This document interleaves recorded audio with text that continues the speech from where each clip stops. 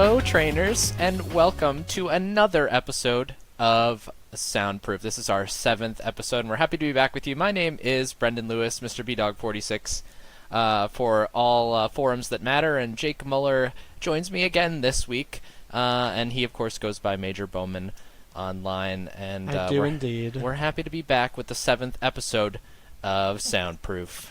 Yeah, number 7. Apparently 7's a lucky number, so maybe we'll actually have a good podcast this time instead of the mediocre crap we've been pumping out. Your words, not mine. I think I'm fabulous. No, yeah, we're great. There's none better. Yeah, we're awesome.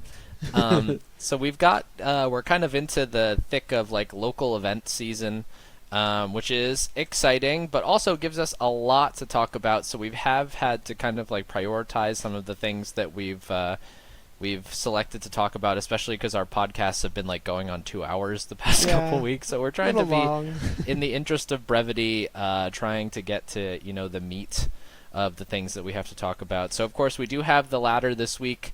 We've cut down a lot of the local events to quote-unquote featured PCs, which are basically just like, you know, neat teams that people brought. And then I did pick out all of the top 8 mid-season showdown cuts, since those are kind of like the closest thing that we have to, you know, like important, I guess, and meaningful events would be the best way to say it. The most well-attended, at least. Right, most well-attended, most CP awarded. And then we have our regular weekly topic that we've selected, and actually our special guest this week, you might have heard of him. His name is Jake Muller. Wow. Wow, have you met him before? You know, I've heard great things. Never had the opportunity, though. That's weird. I haven't heard anything good. Oh, well. All right. So anyway, we'll see what the interview is like, and our topic for this week is a comparison of VGC to DOU. So I think that'll be kind of an exciting thing, as they are the two biggest doubles metagames in the world, and Jake is like kind of important at both of them. So he was kind of like so, at least. Like a good choice, I thought, for this week. Yeah, you know. So anyway, let's jump into it here, and of course we're going to start out with our -07 Mons, and I forget which one, but Jake said he was really excited about one of them, and we'll get to it at some point. But anyway, I said I knew one of them. Oh, okay. I thought you said you had one with like good information. No. Anyway, the first one, of course, as we alluded to last week, is Squirtle, and most Pokemon fans should be able to tell you what Pokemon number 7 is, and of course it is Squirtle. Squirtle. Has no VGC relevance, but did play, you know, a pretty cool and important role in the early seasons of the Pokemon anime, which has made headlines this week. This is my contribution to the conversation, Squad. just saying Squirtle all over again. All right, Squirtle it is. On to the next one. Number 107 is Hitmonchan, and we talked a little bit about Hitmonlee last week and how they're named after Jackie Chan and Hitmonlee. I'm still mad I didn't know that. Yeah, that one's on you. And I know, it really is. Joe Brown was really mad. He was like beside himself. I always liked Hitmonchan better because I always liked having all the punches, like the elemental punches. Well, so I was like, oh, why use Hitmonlee when it only gets fighting moves, and I could have Hitmonchan with all these different types of moves. So I liked, you know, diversifying my assets, making my portfolio a little bit more different. Really good in theory, except for its special attack stat is like 5, and the elemental punches came off of special attack like in the early gen. So I was like, nice, I got this super effective move to hit Ivysaur with, and it would do like 4 damage. Anyway, number 207 is Gligar, which is a Pokemon that I've always kind of liked. It was like the original ground flying type before Landorus stole its throne. Before Gliscor stole its throne, too. And Gliscor didn't steal its throne. Gliscor shares the throne. What? I like Gliscor. I like Gligar because of Gliscor. I think Gliscor's cool. I like Gligar better if it didn't have Gliscor attached to it. Purple Pokemon are just the best anyway. I'm done with the purple Pokemon. Okay, whatever you say.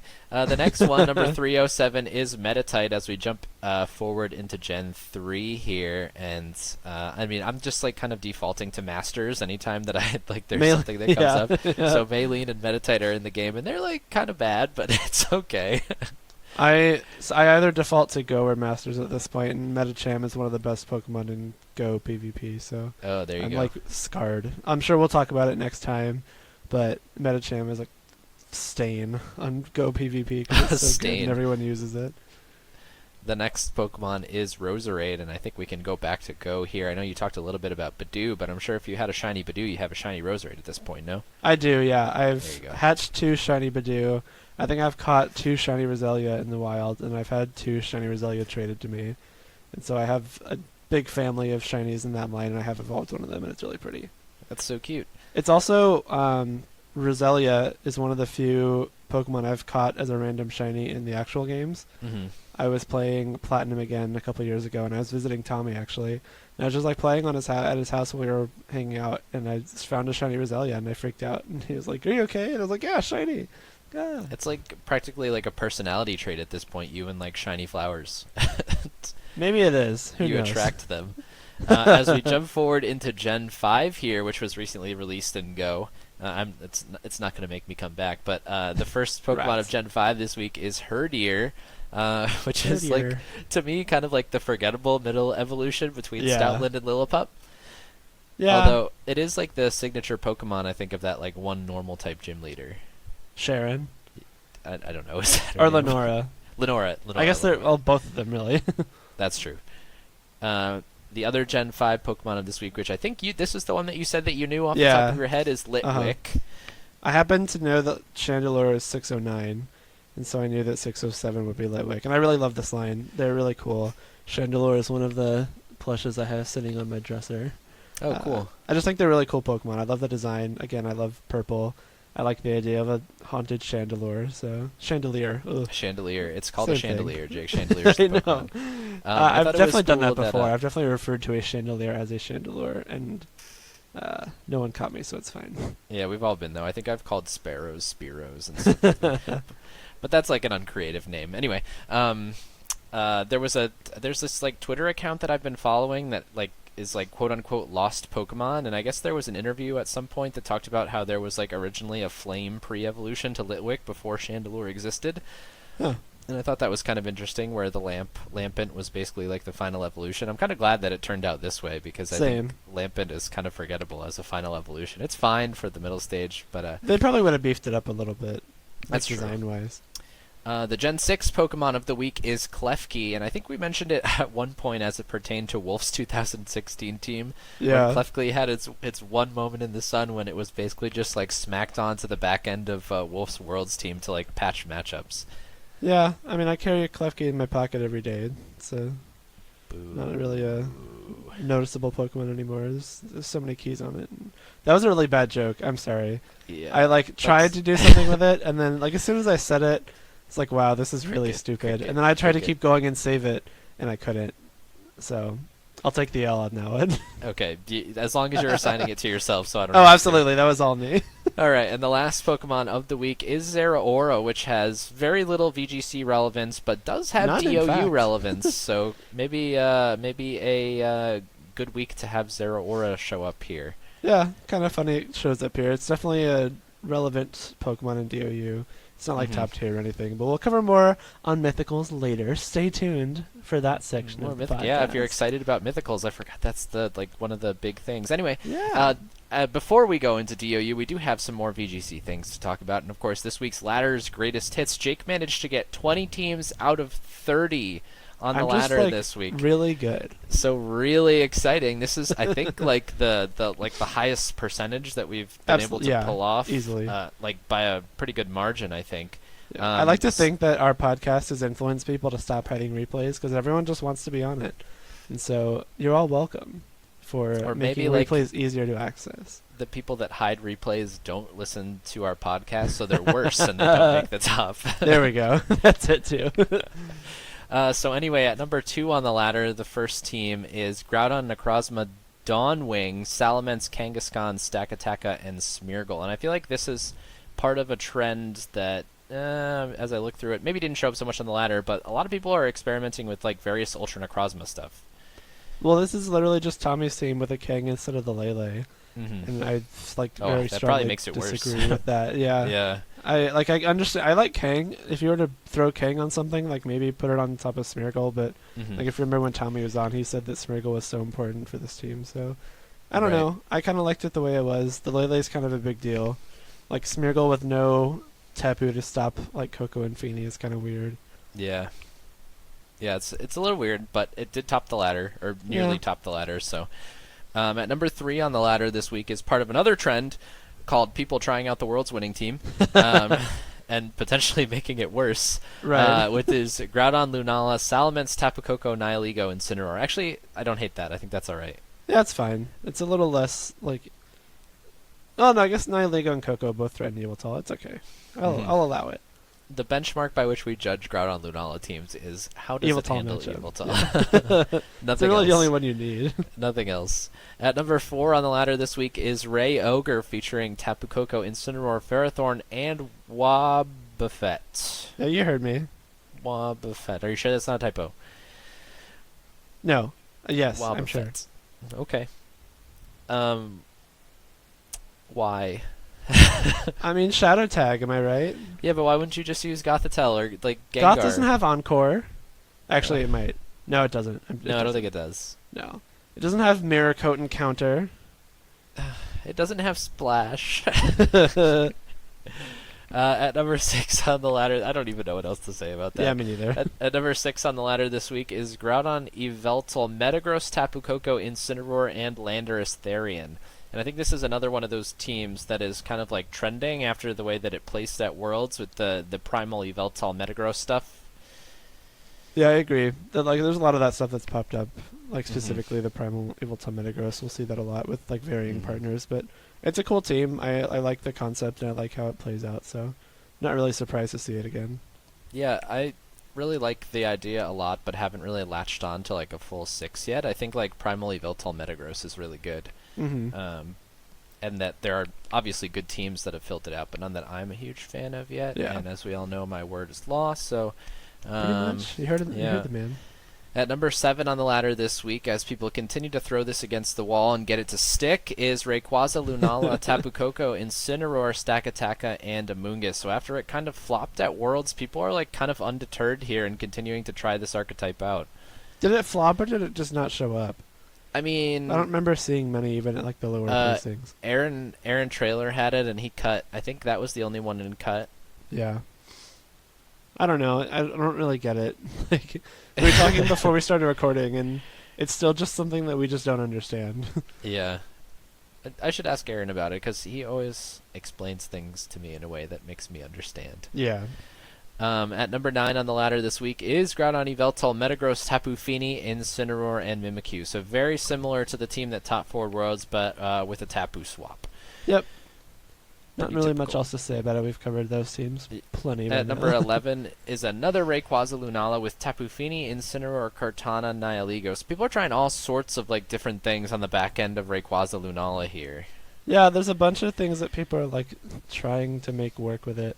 I don't know. I feel like the fact that we're seeing so many different things with it means that it's still pretty unstable, and it's still people are still having like a hard time collectively deciding what works best with it, which doesn't really bode well. Yeah, and it seems like I don't know. I'm looking at some of these teams and trying to see if there's like a quote unquote recipe. Yeah, it looks like most teams have like 2 Zerncheks, an Incineroar, and like a Tapu or something like that. I don't know. Right. At number 12 on the ladder, as we go back to back with Kyogre Lunala, is Kyogre Lunala, Salamence, Tapu Fini, Incineroar, and Stakataka. So just kind of like the Kyogre take on Penguin's team. The Kyogre take on Zerndon too. Like you can make Ogre Lunala Zerndon, and that's a team that we've seen before. Oh, that's true. I think like the Salamence Fini Incin stack is like good. Yeah, it's just good. Pretty solid core. Yeah. And then the next Kyogre Lunala had 13, featuring Mawile, and then Tapu Fini, Kartana, and Nihilego. Mawile, I guess it could be Trick Room Nihilego, but I mean probably, but or Trick Room Lunala. Yeah. I don't know about Mawile. Mawile. I have my doubts. I don't like it. The next Rayquaza Lunala had 14, which is Tapu Koko, Tapu Fini, Incineroar, and Celesteela. Not only one Tapu, but 2. 2 Tapus, but only Tapu. 1 Zernchek. Yeah, true. I mean, Unless you count like or Lunala as Lunala, soft, very, very is- soft Zernchek. Yeah. Xerneas Lunala shows up for the first time at 15 on the ladder this week, alongside Salamence, Tapu Fini, Incineroar, and Amoonguss. I don't think I've seen XL with Mence before. I think I've only seen like the Kang and Crobat versions. I think it showed up a little bit at some point. I believe it. I just like I can't remember it off the top of my head. It's kind of cool though. I like this version of it. Forget it's a who I much more was like talking forgiving to about version. it. I think Blake took Mintz to Madison with XL. Oh, maybe yeah. That's right. Yeah, yes, it was. Yeah. I forget. I was talking to somebody about it who's like talking about how you like are punting certain matchups depending on which mega you choose. Right. And I think maybe Zern. You look a little Zern weak there when you put Salamence. True. Yeah. At 16 on the ladder this week is X-Ray, featuring Tapu Fini, Incineroar, Nihilego, and Ferrothorn. I think we've seen that one before. Probably, yeah. At 18 on the ladder, Xerneas, Groudon, Salamence, Tapu Koko, Incineroar, and Shedinja. And we, like, over the course of, like, 3 or 4 episodes have spent at least, like, a combined 20 minutes talking about this team. Yeah, pretty much. So we'll pass on to 19 on the ladder, which is Groudon, Yveltal, Gengar, Tapu Koko, Incineroar, and Landorus Therian. And I think this is, like, a Perish mode team that we talked a little bit about, where you've got, like, potential 3 U-turns. Maybe, I mean, like, Yveltal learns it too, so maybe 4. But I would be surprised if like, Yveltal ran U-turn. At least 3 U-turns that gives you, you know, the option to make the Perish plays. Right. The quote-unquote Perish plays. Quote-unquote. I mean, it's a really good mode, though. It's really terrifying against some of the slower comps. Like, if you can manage to trap something like, I don't know, like Fini and whatever else doesn't do much damage on the field. Oh, they just Perish, die. Like, it's just they over. Die. You're down 2 Pokemon and probably losing the game. Yep, and it's like a tough mode to play against. You have like 1 turn, and you have to like guess right to put yourself in a position that will be offensive, like over the entire length of Perish, so that you can like, be consistently It's hard to play. And you have against. To like read the switches too, like if they're gonna switch U-turn or just double switch or something like that. It's tough. It's always switch and U-turn Incineroar back into Gengar. You heard it here. It's always switch out. You switch out Gengar, you U-turn Incineroar back into Gengar. That's how what you they play do. Perish, everyone. Yeah. At number 21 on the ladder is another Rayquaza Lunala. I think it's the same one as up above with Cocofini, Incineroar, and Celesteela. I believe so, yeah. Another Ray Ogre at 23 that has Tapu Fini, Incineroar, Bronzong, and Ferrothorn. And I think this is something I've started to see a little bit more of, is Ray Ogre with Fini has become a little bit more popular. I don't really like Fini plus Ogre. I think it just kind of stacks like Coco weaknesses, especially with Ray. I guess I understand it with... I just lost the team. Oh, yeah, I understand it with like Ferrothorn, Bronzong, because at least you can like Ferrothorn's a really good Coco check, and Bronzong can at least like set Trick Room or something. But like this team is like super Coco weak if you don't count the Ferrothorn, and Ferrothorn's like a third of a Pokemon. So. That was a much more eloquent way of putting it than I did. At 25 on the ladder this week is XL, Salamence, Incineroar, Hitmontop, and Amoonguss. When you don't, or when one Intimidate Pokemon isn't enough, you can use 2. And then there's another Intimidate. All of the Intimidates. Oh, yeah. Where's the Torracat? We need Torracat on this team. Yeah, it does need Torracat. Torracat's like way better than him. XL triple Intimidate, so XL quadruple Intimidate, triple Fake Out. There you go. That's what this format needs, everyone. This team is throwing by not having Torracat. At 27 on the ladder is Rayquaza Lunala, same team, Tapu Koko, Fini, Incineroar, and Celesteela. So that's clearly popular in some team building group, and they don't hide their replays. So be on the lookout. At 29 on the ladder is Ray Ogre with Tapu Koko, Incineroar, Kartana, and Nihilego. So there's Spain Rain for you. And at 30 on the ladder is Groudon, Yveltal, Metagross, Tapu Koko, Incineroar, and Venusaur. And that was in live... Oh, that's Joe UX9. Yeah, that was in live cuts, too. Yeah. So he got a bunch of CP with that this weekend, in addition to me making it top 30 on the ladder. That's kind of a cool team. I don't know how I feel about Venusaur, but I like the rest of it. I mean, yeah, the Venusaur is interesting. Like... it's something that we haven't really seen since like Sun series, right? I don't know if it got used in Moon much. It might. No, yeah, I think Nails used it in Moon still. Yeah, but after that, it kind of just dropped off essentially in Ultra, and kind of came back there. We saw it at Worlds too. I think Brendan Mickley had it, and he cut, and then it's kind of popped up again post Worlds as well. So it's making a little bit of a run here, I guess. It still does the same thing that it always did, but I guess it doesn't even seem like that's one of the Pokemon that would like show up as a result of a meta switch. Right. It's just kind of like people are like, oh, actually, Venusaur still works. So yeah. All right, so that's it for the ladder this week. A lot of like not a lot of new, very much of like the old that we've seen. Which is kind of interesting, as you would think that with all the live events going on that we might be in a state of like somewhat more rapid meta development as we approach regional season, but it seems like things are even starting to level off a little bit here with people kind of like defaulting back to, you know, safe restricted pairings and a lot of the same supports. So with some of the regionals coming up the next couple weeks, we'll have to see whether or not that continues to translate into lives. But speaking of live events, of course, we are going to bring you the results of some live events here. We have a choice selection of premier challenges that basically is just like, wow, that's a like dumb/cool team that I really want to talk a little bit about. So we picked out a couple of those, and then of course we're featuring the top 8 mid-season showdowns, which are you know like kind of like the best way of qualifying important tournaments as it pertains to locals. So we'll try and talk about those as well. Mm-hmm. So the first featured premier challenge we have is from the Toronto area in Canada. And a Spupa won it. A Spupa. A Spupa. If you're not aware, that's the Pokemon that evolves into Vivian. Yes, and from Scatterbug. Yes, Spupa. I always liked its animation because when it it attacks, releases it sprays all of its confetti. Yeah. It's great. I think but it's probably for Friend Guard, I would imagine. I think it has Friend Guard. Does it get that? I know Vivian does. Does Spupa not? I'm not sure that it does. I think it might just have like shed shell or shield dust or something like that. I have to look it up. I'm not convinced. I'm not 100% that it does. No, it has Friend Guard.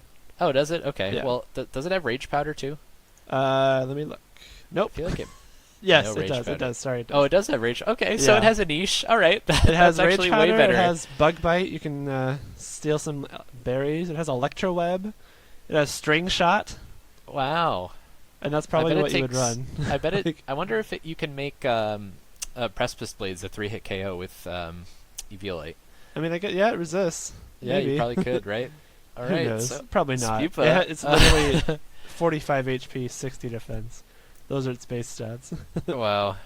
All right, maybe not. But I mean, it's a good thought. Maybe if you go like max, I don't know what else you're doing with the EVs. Who knows? Who cares? But anyway, Star Raikou, who won the PC there, did put it onto Zerndon, Salamence, Kartana, and Salazzle alongside their good friend Spupa, who will be guarding them. Spupa. Yeah, I don't know. It's yeah, it's interesting. And then the rest of that cut, Seiko was in second there with Rayquaza and not Ultra Duskmane. And also of note, there was double primals in that cut. Oh yeah. So that there's exists. a lot going on north of the border at their locals. So we'll move on to the next PC of the weekend and jump across the pond to the other, the motherland of Canada, the UK. Over in Edinburgh, Scotland, Jamie Keane won that tournament with a Samurott. So we have a lot of different weird mons winning tournaments this week. It's funny, like the weird stuff doesn't stop there though, because Mantine got second place with Mega Mewtwo Y, and then Baz got third with Pikachu, and so I don't know. The guy that got fourth was using Graham's NAIC team, like the Medicham Ludogre. It was funny because we saw this pop up on Twitter earlier in the week, and we were talking about it, Jake, and we were like, oh, okay. Samurott must have like some move that it gets that gives it like some niche over any of the other water types. No, it doesn't. No, it doesn't get literally nothing. It doesn't get like, anything. It doesn't like, have nothing, any like there's random nothing support unique moves. about Samurott. Yeah, nope. I don't know, like Aqua Jet for Groudon or something. You hate getting crit, like. But other than that, it's just like a water type. It's like Worse Feeny, where it has like Icy Wind, and you use Scald, or I think it gets Mega Horn. So if you're really like you're trying to patch your Mewtwo matchup. I don't know. Yeah, I don't know. But yeah, some interesting stuff going on in Edinburgh.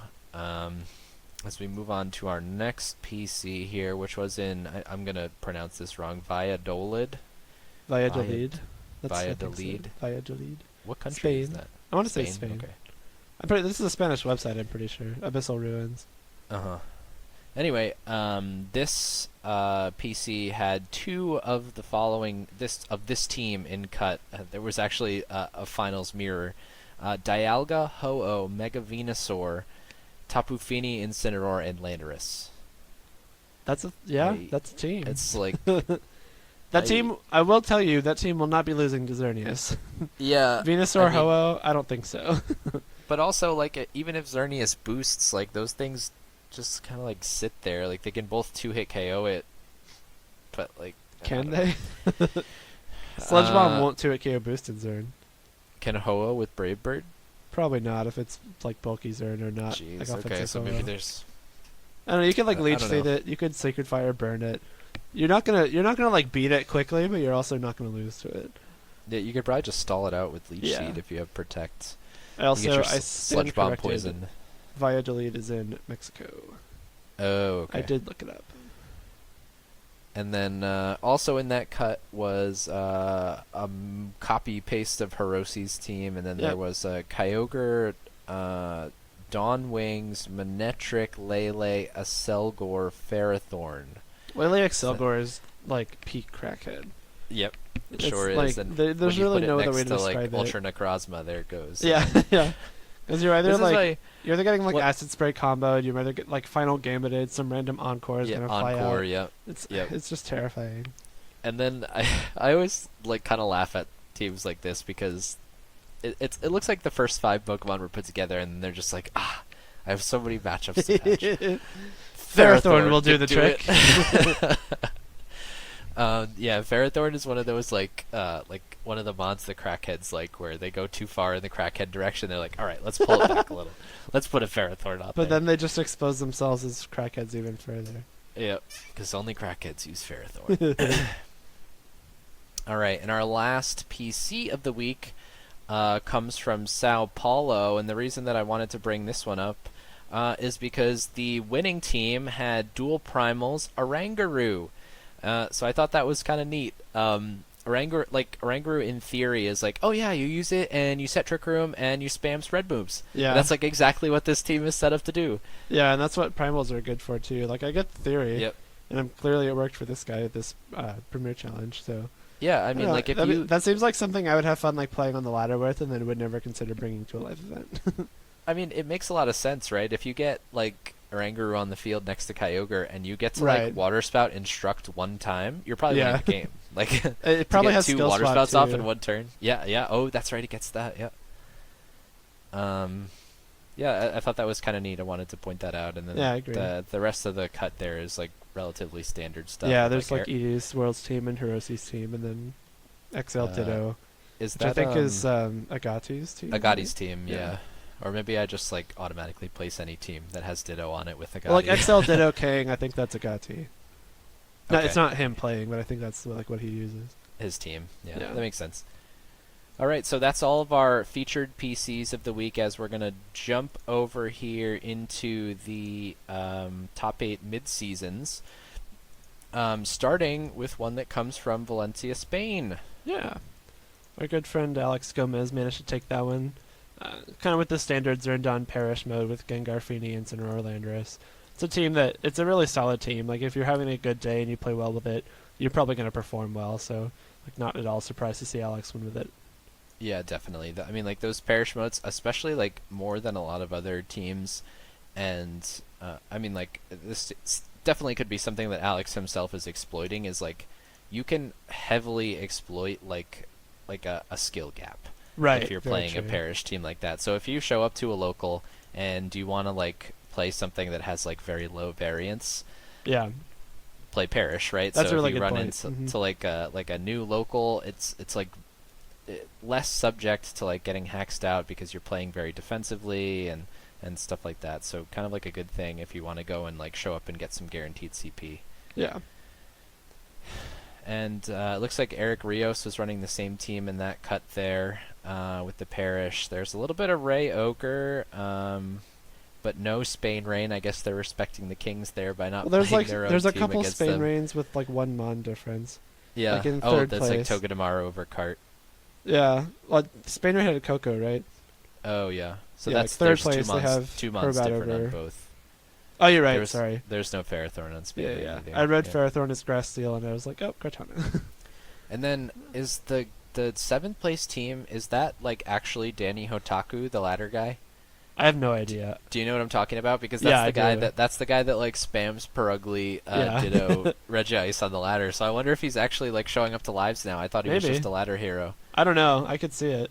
But that's cool just to see that in live.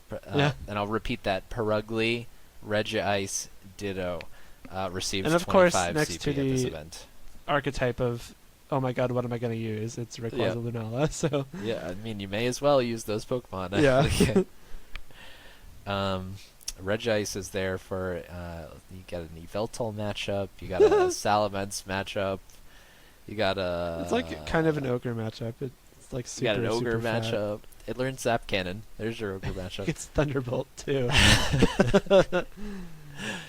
And remember they used to be like the only Pokemon to learn Superpower before that like got given away to Oh, everything. really? I Yeah, didn't they know were. that. That was like their signature move when they released in Gen 3. That's cool. I never understood the animation. Just looks like it's shooting like a giant like ball of energy, Yeah. like more like Focus Blast does. Right. Never really understood what It was looked going on very, there. like, special move instead of physical move. Yeah, not like punch you in the face. Right.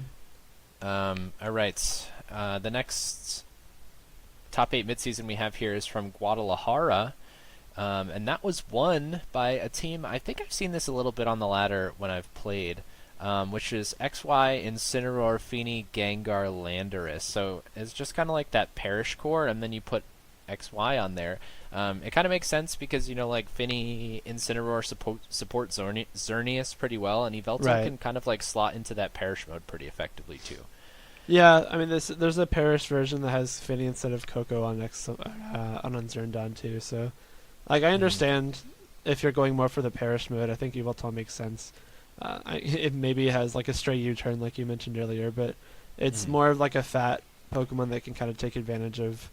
It takes hits if it needs to. Right, yeah, and it can kind of be a meat shield when Perish is up, or once you get down to 2 Pokemon, it can start spamming Snarl, and it benefits from things being locked in the field. So I get the theory. It's kind of cool. And I think it does well against Groudon too. And Groudon's one of those things that can like most heavily threaten the Perish mode because it does big damage to like Gengar, and Incineroar, and then obviously Precipice Blades. Like Feeny doesn't love to take multiples of those, especially if it's attack boosting nature. And Yveltal does very well against Groudon.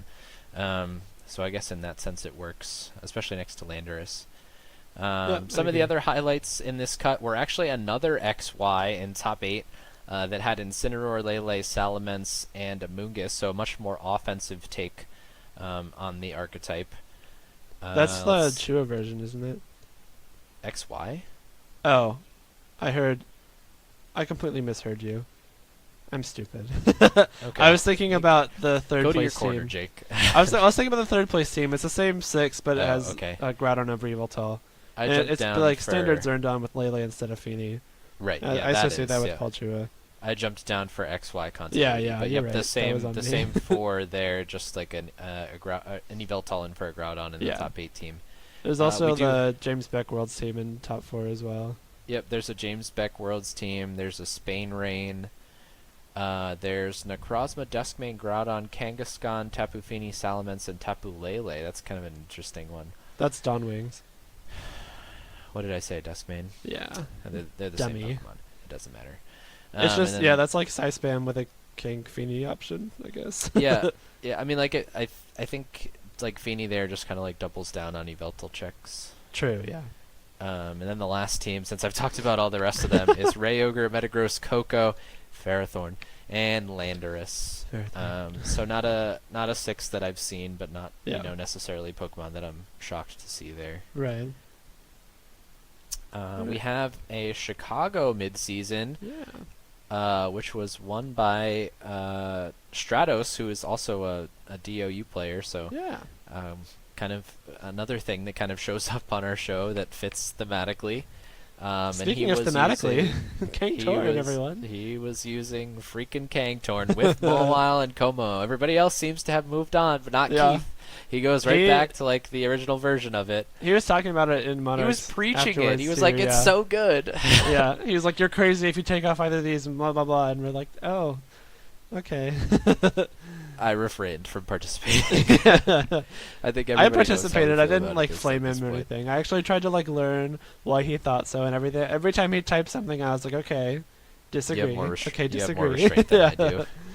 The second place team at that event, though, was Joe UX9 using that Yveltal Groudon Venusaur team. Mm-hmm. But in top 4, we had Alex Underhill, who was running that Worlds team, featuring Solgaleo, Rayquaza, and Snorlax alongside Incineroar, Alolan Persian, and Tapu Fini. But the other top 4 team was Kyogre, Lunala, and Mega Ampharos. Yes, I love Mega Ampharos.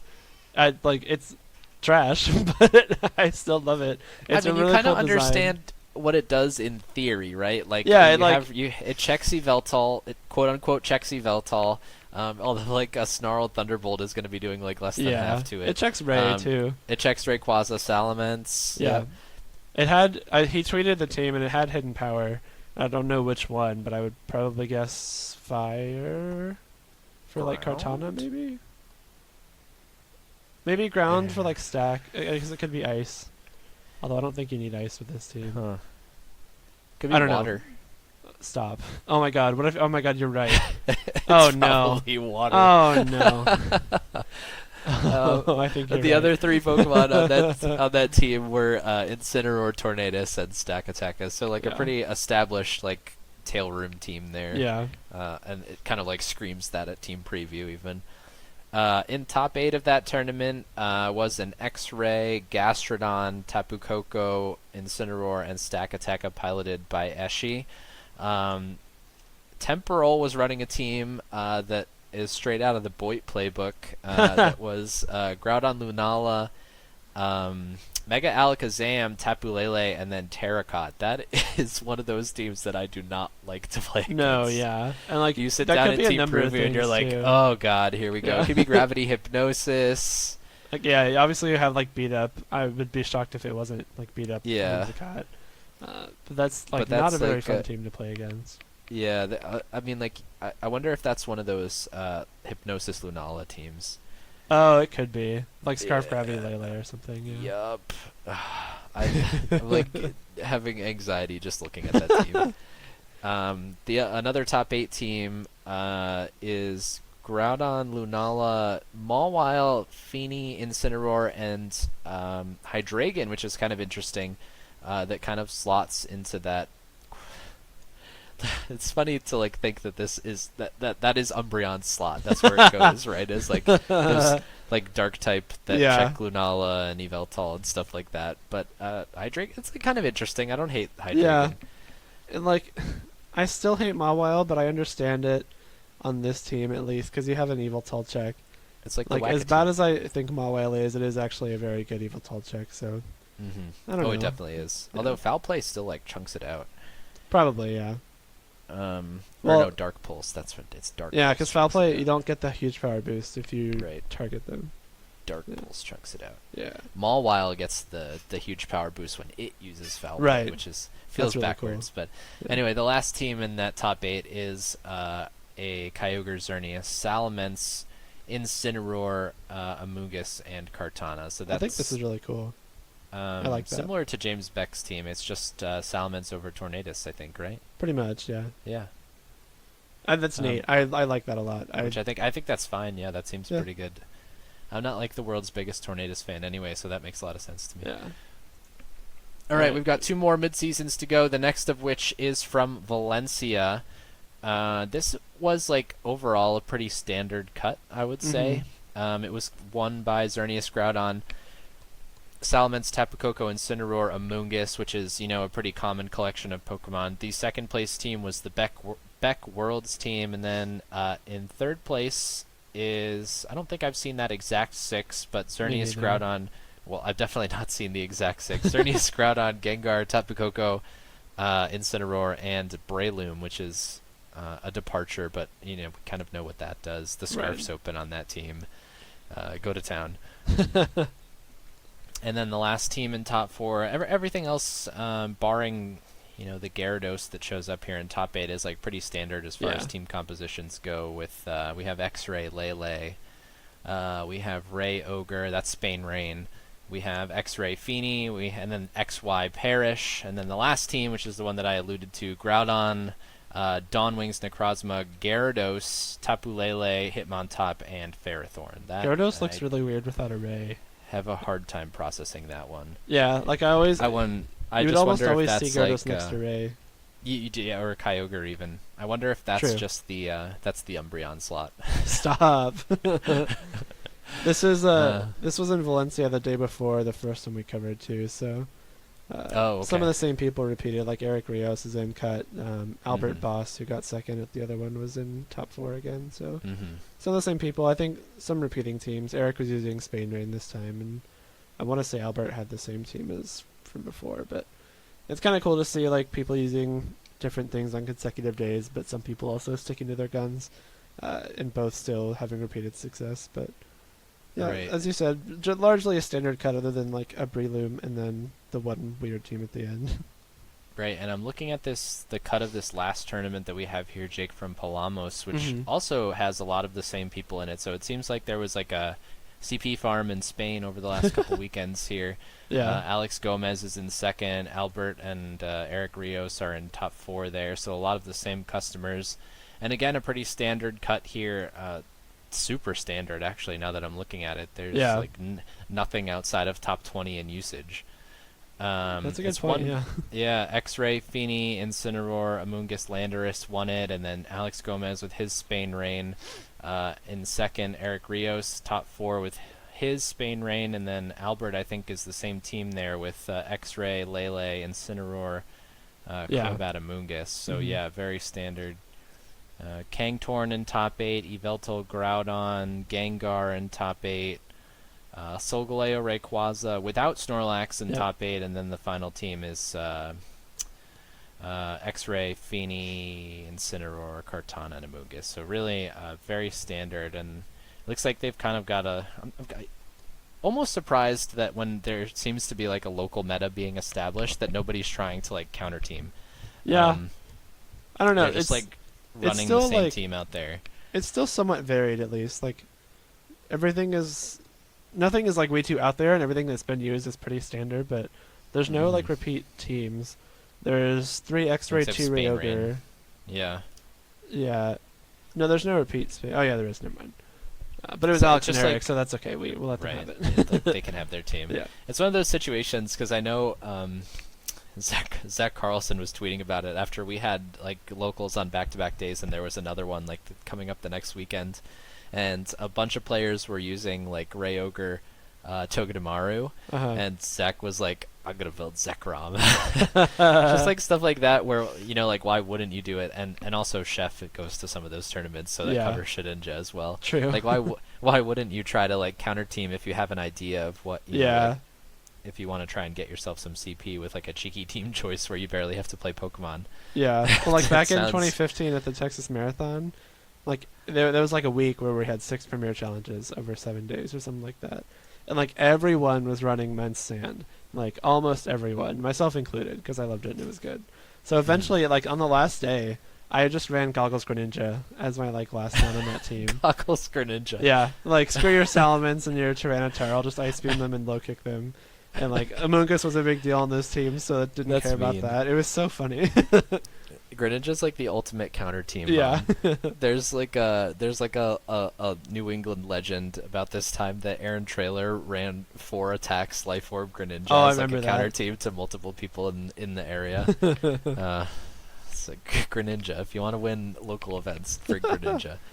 But anyway, that's going to do it for all of our local events. And just like to summarize a little bit, I wanted to touch on some of the kind of like trends that may have shown up in some of the tournaments that we didn't talk about and some of the ones that we did. And one of the first things that jumps out to me, and I wrote down Liepard, but really it's just kind of like a wider trend of people like experimenting with dark types. maybe arriving to the conclusion that I think I agree with, that maybe Umbreon isn't the best Pokemon for that slot. So there have been people that have experimented with, Liepard has shown up a bunch. Bisharp has arrived on a bunch of teams. Hydreigon we talked a little bit about. But all these dark types that feel like similar roles to what Umbreon would be doing on that team, where it's basically just like this bulky dark type check that's not, able to be broken through by Yveltal. Or kind of like a blanket check to Yveltal and Lunala. The good thing Mhm. about dark types is that Lunala just literally doesn't touch them at all. Like, you don't really have to be very bulky. As long as you're a dark type, you still beat Lunala. It's like Bisharp, you wouldn't really ever call a bulky Pokemon, but it's still like a pretty solid Lunala check, just because it is a dark type and has dark moves. Right, so, and Liepard is also normal type, so it takes actually no damage from Lunala. No, it's not. Is it not dual type? No. Oh my god, are you serious? I am. Is it seriously not dual type? It's just dark. Syrupy. Freaking. And that concludes our podcast. Liepard. I think I broke Brendan. One of the other things he wanted to talk about was... My god, it's pure dark! I told you! It's pure dark! What the hell? Oh no. Okay, this is worse than me not knowing, like, Hitmonchan and Hitmonlee were Jackie It's Chan and Bruce pure Lee. dark. Is Purloin part no? Oh my god, No. Purloin's pure dark too! The only normal darks are Alolan rats. Oh. Well. Alright, anyway. I'll have my crisis later. Some of the other trends from some of these local events. Ultra Necrozma is starting to show up a little bit more. People are experimenting with both Dawnwings and Duskmane after Hiroshi took that team that is really looked nothing like anything that we'd seen all format and piloted to a second place finish at Worlds. People are starting to try and tap into Ultra Necrozma a little bit. Yeah. And most of them are without Lele too, which is kind of the main innovation with that Pokemon, I think. A lot of times it was pretty much restricted to only being used with Lele, and now without it, people are getting a little bit more flexible. Yeah, and it's kind of interesting because I remember those Trick Room Ultra Necrozma with Feeny, Groudon stuff was around first week of Ultra. Yeah. And it was used almost exclusively by Japanese players, and then it kind of fell off the face of the earth once we didn't have those online challenges anymore. And then, guess what? It got second place at Worlds, and people were like, oh, right, Ultra Necrozma with Trick Room, yeah. But anyway, some other trends. Yveltal Primal Metagross, we touched on that a little bit, but that seems to be showing up all over the place, which is cool. I think that's a really cool archetype. People trying out Lunadon, that is all over local cuts, is people just copy-pasting versions of a Penguin's team or of Chuppa's team. If you want a paste ready available, you just posted that on Trainer Tower. That's a little bit different and, in my opinion, not as good. But we've talked about that at length on this. We've talked at length about that on this podcast, where that Lunadon kind of folds to specifically Yveltal, but some other Pokemon combinations as well. Ray Ogre Togedemaru was maybe a bias on my part because I know I had a bunch of locals that were using it, but that Togedemaru seems to be something that's finding its way onto Ray Ogre a little bit more, which kind of makes sense. It's a pretty good one Ray of the and Ogre harder are both Coco inherently checks. very weak to Coco, so I understand having a pretty good Coco check. Right, and then the last little note that I have here is standard quote-unquote Xerneas Groudon teams doing well in local events, which after the archetype was almost devoid of innovation going into the World Championships, people are just throwing the same teams back out there and still raking in the CP at local events. Yeah, I mean, if it's not broke, don't fix it, right? Especially at locals when so many different things can show up. If something can cast a wide net and have very few just straight up bad matchups like Zerndon can, it's a pretty good reason to use it. Yeah, it makes sense. It makes sense in theory. Especially when it's hard to team build specifically for a local event, unless you know you're going to catch those unless certain you know teams you can and use you 4 can attacks per counter team. ninja. Or you can bring Zekrom. But yeah, barring that, it's not like you're trying to build for a wider regional meta. Yeah. So copy pasting those teams, I guess, makes some sense. Yeah. So that will do it for all of our event coverage and team coverage, including the ladder for this week, and a continuous big thank you to Zach Carlson and the VGC stats team, who basically just like is a factory of retweet button pressing with all these like people that tweet their teams at him, and he basically just kind of retweets everything from all over the world. So we've gotten to feature some of those like meme PCs and also some of the 40-50 person mid seasons that were over in Spain this week. Yep. Thanks to Zach and the team at VGC Stats again. Thanks to anyone who tweeted out results from these tournaments. You made their job possible, and you made it much easier for us to have something to talk about this week. But we will take a quick little break and be right back with an interview with me. Wow.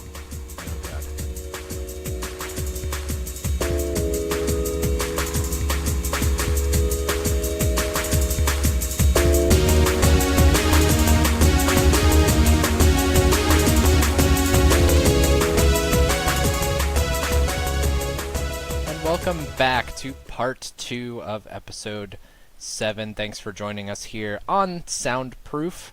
Again, my name's Brendan.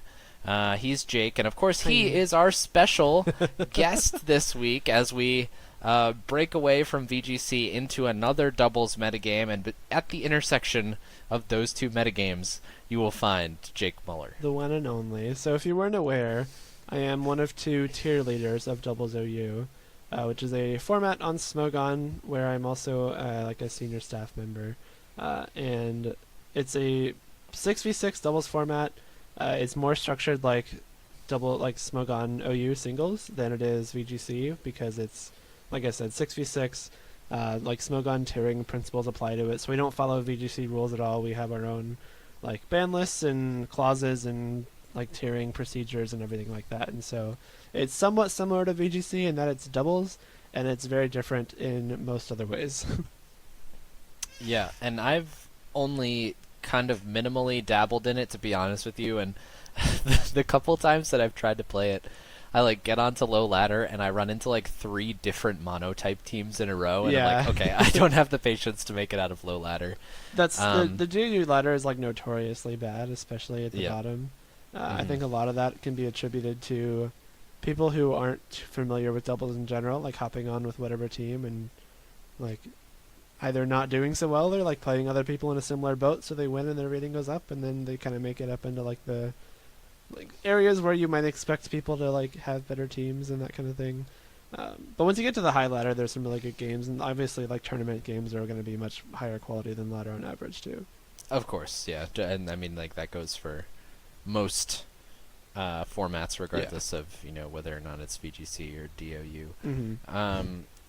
So again, my knowledge is kind of limited, so I've kind of prepared like some questions so that we can at least kind of like talk a little bit about some of the differences and similarities.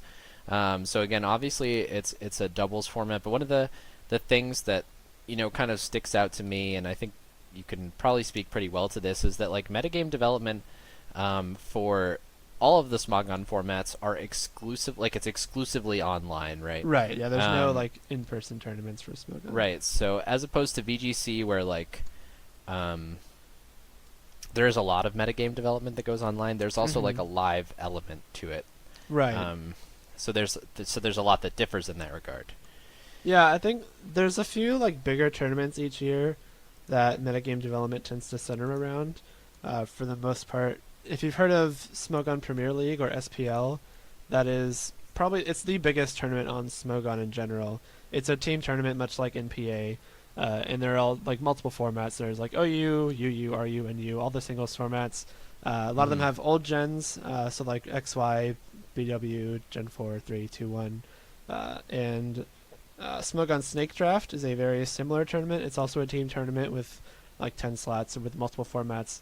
But that focuses more on current gen stuff with lower tiers like the RU and U, like Little Cup, PU, that kind of thing. And Doubles EU is included in both of those. And so there are 10 teams in both of those tournaments, and so there are 10 starters. And it's a pretty big, like, it's a big deal to be picked as a starter for those tournaments. And the way I see those tournaments is I usually try to build something new every week. Like, I've played in probably 4 or 5, oh god, 6, something like 6 or 7 of these big team tournaments as a starter. And like I think I can count on one hand the number of times I didn't build a new team for that week. So I always like building new stuff because it's a really cool opportunity to like play some really good people. Like obviously the best of the best are getting picked for these tournaments, and when you play, like you know who you're going to play each week. So like say week 1 I'm playing, I don't know, Tommy. If we both play an SPL or something next year, we both get to like build knowing each other's tendencies and that kind of thing. So it opens up like a lot of avenues for creativity, and a lot of teams that come out of SPL are very focused on like one kind of matchup that you're fishing for, but a lot of them are also very like generally applicable. So I think a lot of my best teams have come out of team tournaments, and I think the same can be said for a lot of people. So in that sense, you're more like continuously building complete teams. Yes. And not that like, you know, you aren't still taking a similar team and like adapting it from week to week, but it's like almost continuously building different teams like over the course of, you know, a couple months or as long as these like team tournaments go, which is a little bit different, a lot different than VGC, where, you know, people aren't really like constantly building new teams to bring to locals because, you know, it's, you know, maybe not like the same caliber of competition as some of these online tournaments are. But you do kind of like target your building at like these major events, be it like regionals or internationals. So with like kind of like the rolling building process, do you feel like the quality of the teams that you produce is different as opposed to like building over a couple months for like one tournament in VGC? Kinda, yeah. Like obviously if you're spending more time on a team, like if you spend 2 months like building and theorying and like fine-tuning a team at multiple tournaments and that kind of thing, like the end product is probably going to be very polished and a very strong team. Whereas like using the team tournament example again, you're just building one team a week. It's like a team you build in a week is probably going to be not as good as a team you build in 2 months. So in that sense of the word, yeah, I agree. But I also think that the metagame in DOU progresses a little bit differently than VGC. Like VGC formats last a year at most, and like this year for 19, like less than that because we had the 3 formats in one. But like the DOU format essentially stays the same throughout an entire generation. Like there are some new Pokemon introduced, and like new games will give you new tutor moves and that kind of thing. But like as soon as Sun and Moon came out, we've had pretty much the same rule set. Give a few like bans and a few releases since then. So that's been what, 2 years? 3 years? 3 years. Yeah, 2016 is when it came out, yeah. So about 3 years of Gen 7, we've had the same general format. But if you look at the teams from the beginning and now, they're wildly different. And that's not only just because we've had like new, like the Megas released very slowly, if you remember that. That was a big deal for Doubles AU, but like that's not the only thing that has forced change. It's people having new ideas, these new ideas catching on and like becoming really good, and then people trying to like counter these new ideas. Like one thing is Chansey. Chansey just kind of popped up out of nowhere like a year or so ago, and like there was one person that had been using it for a little while, and then it started to catch on, and then more and more people used it, and then it kind of had its peak and started to fall off again. But like Chansey was nowhere at the beginning of the generation, and for the first like year and a half or so. And so these trends that kind of come and go, they affect team building, and you can kind of tell what era a team was built in based on like parts of the team, which I think is kind of cool. And it kind of, I know, and I'm sure you've been a proponent of this, you know, maybe for 15 or something like that, where it feels almost like some VGC metagames have ended prematurely in a lot of respects, because it's basically just like a hard and fast end date, and then it's just over, and nobody plays it anymore, and that's it, except for these like legacy tournaments where, you know, there are like maybe 20 matches of an old format played a year, whereas like these... like every format is like almost continuously played in the major formats, and it's over like a longer period, so it's like a much maybe not necessarily deeper, but definitely different level of metagame development, because it's like the metagame even continues to develop, because when you play in like DPL, you play old formats as well, right? Yeah, so DPL doubles Premier League, that's our version. So like SPL Gen 4 formats are like still developing like today. So there's actually no Gen 4 Doubles AU. Doubles AU was founded in Gen 5. Bad example, but same principle. So yeah, that's it's a good point though, because like Gen 5 and 6 doubles, even though they're not current gen, they still get a lot of play. DPL Doubles Premier League is one of the reasons. In our circuit tournaments, we have like a full year-long circuit analogous to VGC. That's not coincidence because Kamikaze and I were the ones who essentially developed it. But like one of our main tournaments is a tournament that includes Gen 5 and Gen 6. And so it still gets played quote-unquote officially. And then DPL has it as well. There have been some money tournaments recently, like Stratos hosted a couple money tournaments for Black and White and XY. And, well, it was his idea to run them. He didn't host them because he was still banned at the time. But, you know, it happened. Free Shadows. Yeah, they were his idea. He funded the Black and White one. But it's these two tournaments where like people played Black and White and XY doubles OU, and there was money on the line, so they were putting a lot of thought into it. So we saw some new stuff, and some of the trends that have come out of Gen 7 have also kind of made their way into Gen 5 and 6 as well. Like Stealth Rock is something you have written down in our notes, and it's something that I'm sure we'll talk about. But that really wasn't too much of a thing until like about halfway through Gen 7, and people started retroactively going back and using them in 5 and 6 too.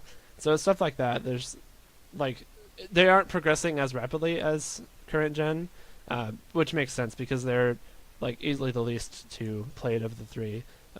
But they still are making changes, and in some cases we've also gone back after the gen has ended and made some changes to ban lists as well. That's interesting. Even the ban lists change at the time. That's That's a rare occurrence. I think that's really interesting. Yeah, I think because Swagger even is like something that happened. Like we banned Swagger in Gen 6, and then went back and did it in 5. I think it was right. Yeah, it was banned in Gen 6. No, this is what happened. We banned it in 6 when it was current. We banned it in 7 when it was current, and then we went back and banned it in 5 as well. And like we went back and banned Jirachi in Gen 6 as well too. Something like stuff like that. Like after so there's like a deep level of retrospective meta development that is definitely like even in the online tournaments where people play old formats in VGC, like World Cup is going on right now. People are just going into their team builders and like taking teams from back in the day. Nobody's like actually very few people, I don't want to say nobody, but very few people are like actually going back and building, 2014 teams. They're just like, going with something as probably a post-Worlds team, something that, was like towards the end of the metagame development is, considered to be better by some respects. But there's not like, people building and like metagaming teams for the World Cup. Like they don't know what they're going to face. They're not planning for it. They're just taking something that's in their builder, which is very different. Yeah, and that's something I like about how we structured the DOU circuit too, is that all these old gens are still very relevant. And like a lot of us got our start in these old gens. I didn't play WZU when Gen 5 was current, but I started in Gen 6, so I have a lot of Gen 6 experience. And I still think it's a fun format. I think Gen 7 is my favorite of the three, but I really do enjoy going back and playing 5 and 6. And so I like that we have a chance to do that, even like in an official capacity, because it is in our circuit, but even in an unofficial one with those money tours or with DPL. DPL is just like a super fun tournament in general. Right. So with all of the metagame development that happens in DOU, when the formats are actually like, quote unquote parallel, like between 2018 and DOU, how much do like team building ideals and like some of the metagame development carry over from format to format? Like between VGC and DOU. Right. I think some like high level concepts can. So for example, like I don't know, Charizard Landorus Cress that's really good in DOU and in VGC, both like 15 in Gen 6 and then 18 in Gen 7 DOU. Like that structure of 3 is solid. Like it makes sense because those are just like that's just like a fundamentally good set of 3 Pokemon. So they might not run like the same exact sets or items or anything, but for the most part, what the job that they do is the same. But I think a lot of times stuff doesn't translate well either, or stuff doesn't translate well as well. What am I saying? A lot of times, some things don't transfer well. That's what I'm trying to say. So like one of my favorite Gen 7 DOU teams was like built around like Mega Scizor, Tapu Fini, like Zapdos, that kind of core. And I thought for a while I would try to make that work in VGC, but it's much more difficult for that to work because I think the reason that a lot of things work in ZU is because you have a full team of 6 around it, whereas in VGC you obviously can't bring all 6 of your Pokemon at once. And so something like Scizor is really good if you can pick off fire types, which you can build DOU teams to do, but it's more difficult in VGC because you can't like you can't bring Scissor like and your 2 fire checks and the check to their Landorus and the check to their blah blah blah blah, just because you don't have the room to fit all that into 4 Pokemon. So something like that, like Scissor, it's like Scissor, Feeny, Zapdos, Landorus, Kyurem, like Marshadow, I think was one of the teams I used the most, and obviously the last 2 are not VGC eligible at all, but the concept is something that doesn't really work as well in VGC because you're relying more on these supports that can't come to every game. So do you think that just like the sheer number of Pokemon that you get to bring to each match is like the biggest factor in what does and doesn't carry over? I think that's a good contributor. I don't know if that's the one main thing though. I think a lot of it has to do with like some things that are good in doubles AU are good because they're good against like other DOU trending Pokemon. Like for example, something that's good against Kyurem, or something that gets used because it's good against Kyurem and DOU, won't be used for that same reason in VGC, obviously. So like Scissor, for example, it was one of the best Kyurem checks at the time. Kyurem was really huge in the era where that team I just mentioned was built in. It was good against Marshadow because it could like bullet punch it before its Spectral Thief you and that kind of thing. Like obviously those are not issues in VGC at all. So I think and they're not issues. One of those things is not even an issue in DOU True, anymore yeah, because Marshadow was banned. But I think things translate from VGC. Well, no, I can't even say that. I think the interaction with popular Pokemon is a big factor too. So like if 2 Pokemon are used in doubles AU and in VGC for the same reason, then they'll transfer well. Like for example, if something is good against Landorus, it's going to be good in both VGC and DOU. But like if we're talking about like 18 or 15 or something like that. But if something is good against, I don't know, like Mega Kangaskhan in VGC 2018, well, that's a bad example. It like there has to be a translation of good matchups. I think that's what I'm trying to say. Yeah, I think that makes sense. Yeah. Kangaskhan in 18, maybe not a great example. No, Kangaskhan yeah, I was thinking 15. like Kang in 15 and Kang in Gen 7, but that's like completely different monsters. Well, they're different Pokemon. Seismic Toss and Power Up Punch are like gone, and anyway, yeah. we have a whole podcast on just like the development of Kangaskhan and various metagames. But anyway, like aside from just like team building principles translating, is there like a difference in play style between the two? Like obviously there are similarities, right? It's a doubles format. A lot of like the same, you know, like obviously the type chart remains the same, but like targeting in a doubles scenario, but obviously it's a lot different with the way that it's played because of like the size of the teams. Right. So like how much I guess how much carries over and how much is like notably different between the two? I think like generally you play the same kind of way. Like it's still a doubles, it's still 2-on-2, and you still can like use these combos of 2 Pokemon on the field at the same time that work well with each other. The same like general principles of doubles apply to both VGC and DOU. But I think what you can do in DOU is commit harder to a certain like game plan or archetype or playstyle or something like that. Like for example, if we're talking about Psy Spam, you could throw like Lele, Metagross, and Deoxys on a team in DOU and it'll still be like a really, really scary threatening team. But if you do that in VGC and you happen to bring those 3 to a game, you face like one dark type and you're like, oh no, what do I do? Because you may not have brought your dark type check to that game. It comes down to like this 6v6 versus 4v4 kind of thing again. Because like if you face like so you build around a certain concept for the most part when you're building teams in either format, and then if you have something that this concept is weak against, you'll patch that matchup with certain Pokemon or moves or whatever. But in VGC you can't always bring that full concept and the check, whereas in DOU you always are bringing both. So there's more room to be weak to certain things because you have more space to cover that with other Pokemon. So in that sense, your like concepts, as you put it, can even be like grander in scope. A little bit, yeah. Like theoretically, it's easier to commit to a Pokemon or an archetype or a like strategy or something. Like there's this one guy on ladder that uses the same team that he has for like 2.5 years, and he just full on commits to like Quiver Dance and Psych Up. So it's like he leads like Smeargle, Volcarona, he gets a Quiver Dance or 2 up, and then he has Lele, Feeny, and Suicune in the back, all with Psych Up. Oh my god, that's terrifying. Yeah, and he qualified for like the playoffs of a ladder tournament one year with it. So like he's not a bad player, but it's stuff like that. It's like these kind of like weird teams that people might meme around with in VGC, but work a little bit better in DOU because you can kind of commit full on to the whole strategy with those 6 Pokemon. So that's just that's a like extreme example of it, but it's that as a concept I think applies for the rest of DOU as well. And how much? And I think you alluded to it with Stealth Rock being one of the cases, but how much do like if you had a Pokemon, like just any? I'm trying to think of something.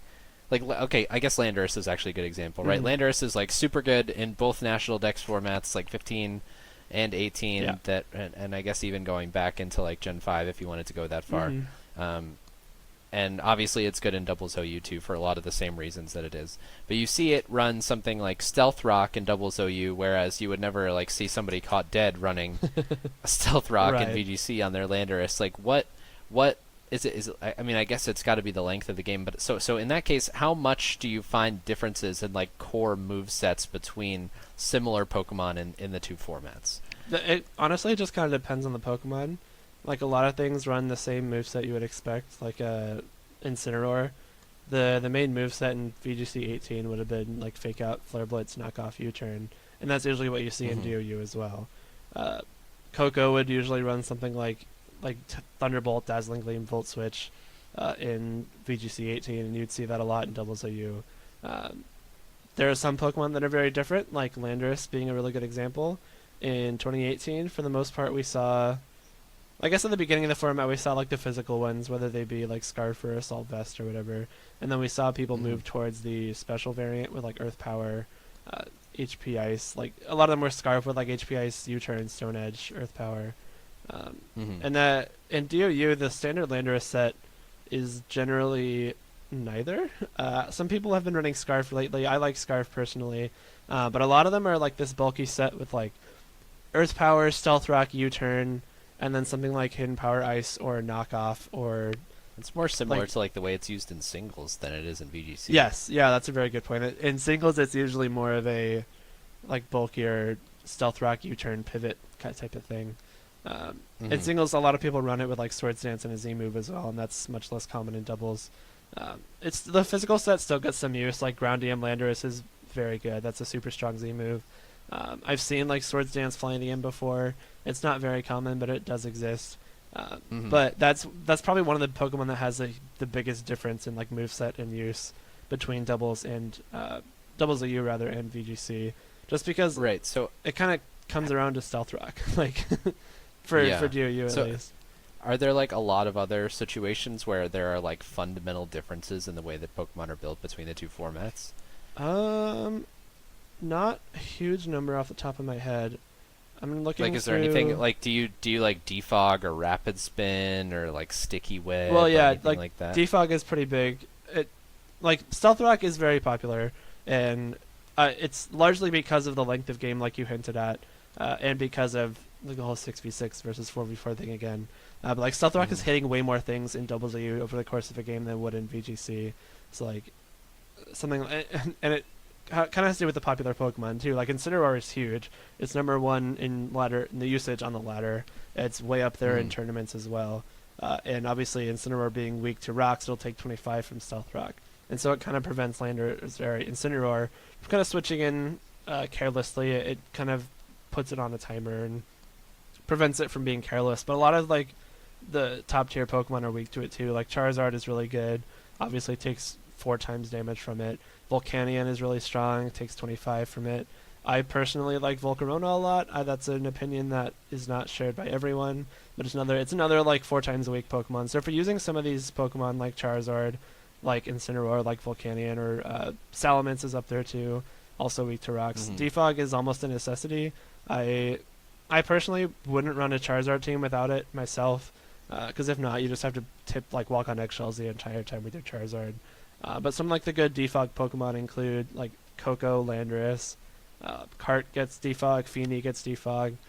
Coco and Lando are the most common. I think Landorus being the most, and that goes back to the whole like bulky pivot set because it's one of the best defoggers, just because it is like a really bulky Pokemon in general with like Intimidate and U-turn and that kind of thing. And so I didn't even realize it had such wide distribution, defog. they gave it a tutor in Ultra Sun and Moon. It used to be it's like, really bad, but it used to be just like birds. Well, yeah, because it was a Gen 4 HM, and after that, the things that do the flap. right? I guess they increased like the scope of what could defog canonically. I don't really know, but if you can blow really hard, then you can defog too. Yeah, I don't know, but it's just, I don't know, the way that Pokemon interact with each other and like with the game as a whole is a lot more different, and that kind of lends some Pokemon to using sets that you might not expect. Mm-hmm. I guess that makes sense. Mm-hmm. Let's see, what else do I have here? This is something that I feel like this is one of the things that, like, as VGC players, we would like point to as one of the main differences is like mythical inclusion. Yeah. But at the same rate, I've had the conversation with some people and we've been like, okay, let's sit down and look at these Pokemon and decide which of these mythicals would actually be good in like a VGC format. Uh-huh. And when you like actually get down and think about it, it's maybe not like as many of them as you might think it would be. I mean, I think the main one a lot of people were talking about, especially back in 2015, was Keldeo. Yeah, Oh, if we had Keldeo, this format would be great because it beats King and it beats Landorus and blah blah blah. But like Keldeo is pretty garbage. It got like some use in Gen 6. It gets like negative use in Gen 7. It's really really really bad. That's probably a different problem though, because like all the fighting types in Gen 7 suck because of all the fairies. But even in Gen 6, like, sure it checked King, sure it kind of checked Landorus. You still get dunked on by Thundurus, which is everywhere, and you still have like the worst defenses of any. It's like it's Terrakion tier defenses. It's not terrible, but it's not great. And for something that absent Cresselia Mungus matchup. Right. Oh yeah, those two Pokemon are really good in Gen 6 too. So, like having that be such a losing matchup is really bad for it. And like you're a water type without Ice Beam. What are you doing? Yeah, that's true. I didn't even. Does it not get Ice Beam? No, it doesn't. I think it's only Icy Wind. Right? It has Icy Wind, but not Ice Beam. So you're forced to use like Hidden Power Ice. Yeah. If you actually want that. You're right. But overall, like the mythicals that have made the most impact, the biggest one is Jirachi. Well, I'll back up. The mythicals that were once in the format that made the most impact was Jirachi. Magirno was in Gen 7 DOU for a week and it got quick banned. It's disgusting. And any doubles format that has Magirno legal is not a doubles format I want to touch. Well, because Soul Heart is like so dumb busted. Like if anything on the field faints, it gets a boost. Are you kidding me? Your partner, either of the opponents, you don't have to kill it. It just has to faint. It could use Explosion as Magirno protects, and you still get Soul Heart. And so it's really, really stupid. But of the mythicals that actually saw play in DOU, Jirachi was the most impactful one. Specifically, Follow Me Jirachi. It has Follow Me, right? Yeah. It gets Follow Me from some which it wouldn't get in VGC. Gen 3 event. That's the other thing too. Like, there's no Pentagon or Clover or whatever rule you can use transferred Pokemon in Smogon formats, and so like Jirachi got Follow Me from some Gen 3 event at like the New York Pokemon Center, I think. And so it has crazy good typing. It has really good bulk. It's one of the like hundreds across the board mythicals, and so it has really good stats. And it has Serene Grace, Iron Head. So if you're not using Follow Me, you're probably flinching something. And on top of that, it has Icy Wind, Trick Room, Helping Hand, Thunder Wave. I don't know, so many other different support options. And it just did so many things so well that it eventually just became pretty oppressive and got banned. And it's now banned in all three formats. It's banned in Gen 5, 6, and 7. Oh wow! Yeah, that's a dubious distinction. Yeah, it's one of the few. Is Skyman allowed? Yeah, in 7, yes. In 6, no. In 5, yes. Yeah. So Skyman is probably the most controversial, maybe behind Marshadow, but it's one of the most controversial Pokemon in DOU history, as it were, because the Skyman test in Gen 6, most suspect tests on Smogon require a 60% vote to ban, and the Skyman test was like changed right at the very end to 50. And it got between 50 and 60%, so it ended up being banned, but in theory shouldn't have. And so that's something that like people still to this day are campaigning to be freed, and that's something that's being discussed and talked about and what have you. But it's not. I personally don't think it's like ban worthy. Like it's not very good in Gen 7. It's usable. It's on like a team that has. It's pretty notorious, but it's not any kind of oppressive force. I don't think it was in 5 or 6 either. I started playing after it was banned in Gen 6, so I never experienced it myself. But I really don't think it would be a huge detriment to the format if it was legal. Just because it's fast and has string lace air slash, but other than that, it's really frail. It's really not... Scarf Togekiss also does that. I mean, yeah. It's really not that powerful either. Yeah, just a point I'm trying to make. Right. Seed Player's good, though. It's very good, yeah. If it hits, it's very good. What about Victini? It's like good. It's not great. It's probably like we have something called the viability ranking, and it's tiers 1 through 5, and I think Victini is 5, so it's like ranked as usable and viable, but it's not anything special. Choice Scarf Final Gambit was a super popular set towards the beginning of SM or Gen 7, and then an Assault Vest set picked up like a year or so ago. And it's kind of both sets have kind of fallen off recently. Doesn't it set Trick Room too? Yeah, it has Trick Room. You could use like a bulkier set with Trick Room and V Create, because like you could lower your wind speed in Trick Room, which is kind of cool. Interesting. But it's like it's good. It's not amazing. There are certainly other mythicals that have had a stronger impact. Right. All right. So this last thing, I think you made this note, so it must be something that you'd like to talk about. If you could apply doubles OU tiering and like banning to VGC formats, is there anything that might get the axe? Well, this is a question for you too. Like, it was a question for me. I mean, like I think everybody who's ever played certain VGC formats has thoughts on this. My first thought is Dark Void on Smeargle. That would have been my first too. Any and all format, just because I like. So okay, it's first, hard to find. It's hard to find counterplay. Let me tell you why we would ban something in DOU. Like, it's uncompetitive. Uncompetitive, or like it kind of takes the game out of the player's hands in a little bit. Right. That would be like the general reason for it. So that's like, for example, that's why we banned Swagger in Gen 6, is just because it was so spammable and there was like almost no drawback to using it, and it would flip games that had no business being flipped. And it got banned for a very different reason in Gen 7. It was almost solely because of Tapu Fini. You could swagger your Zygarde, you could swagger your Snorlax, you could swagger your Kang, and they'd all have +2, and then, oh no, what do I do? And so like it got nerfed as far as like the confusion annoying aspect, but it got way, way buffed as far as side swagger goes. So that was the main reason for banning it in 7. Yeah, I guess back to the question, I agree. Dark Void would have been my first on the list. I don't know if I personally would have touched like Xerneas in 2016 after that. I don't really like. A lot of people were saying ban Power Herb, and if you were to do something to Xern, I think that's the only thing you could do. Just ban the Power Herb item in general. Yeah, no, you wouldn't ban Xerneas. No. I don't think that I would personally be inclined to touch it. I'm not either. If you look at like 2019, I don't think Xern is nearly as oppressive as it was in 16, which... Well, I think that's partially as a response to people like figuring it out a little bit. True, because yeah. It took teams a long time to actually like build like what before Gengar, Bronzong, Kyogre started to like be a real thing.